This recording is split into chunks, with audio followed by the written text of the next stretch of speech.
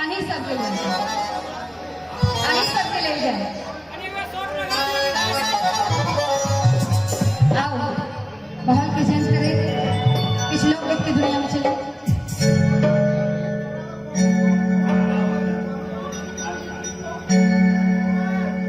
एक प्रीतम परदेश बसे छथि और संजोगवश हुनकर कनिया गाम में केओ गोटा हुनका एक अपन प्रीतम के पत्र दै छथि और पत्र में लिखल रहे छै पंकज चौधरी जे हम गाम में मंच के बचाओ। तो प्रियतमा अपना प्रीतम के गाम आबे के खुशी में की कहे छथिन गीत के माध्यम से सुन।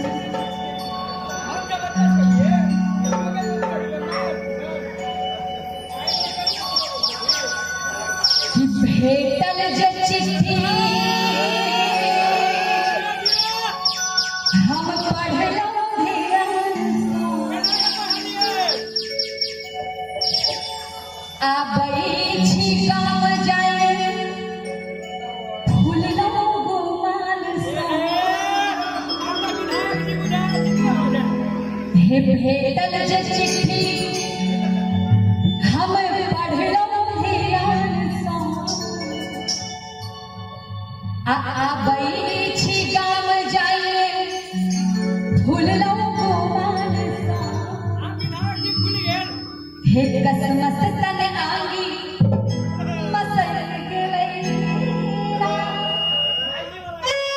तैयार चीजों का के ले क्या बात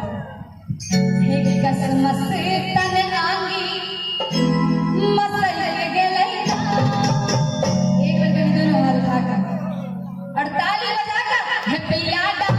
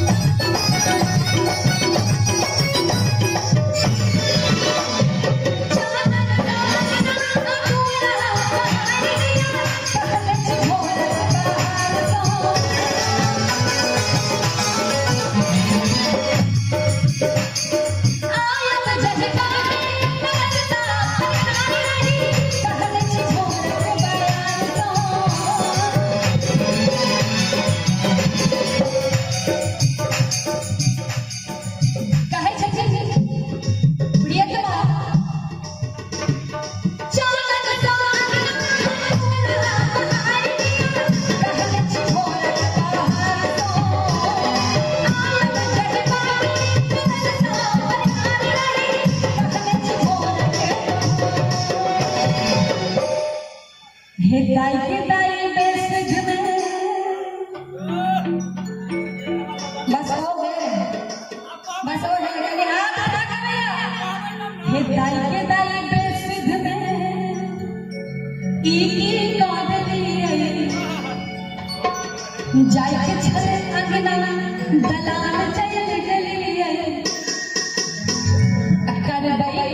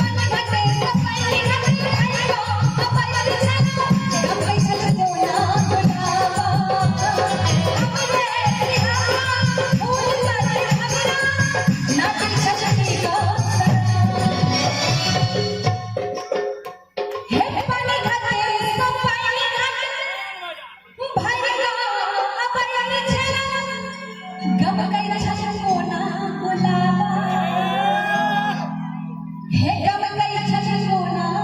बुलावा हमरे सिहा फूल पर भगना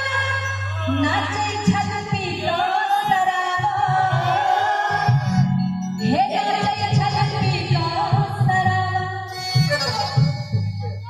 दूर जाओ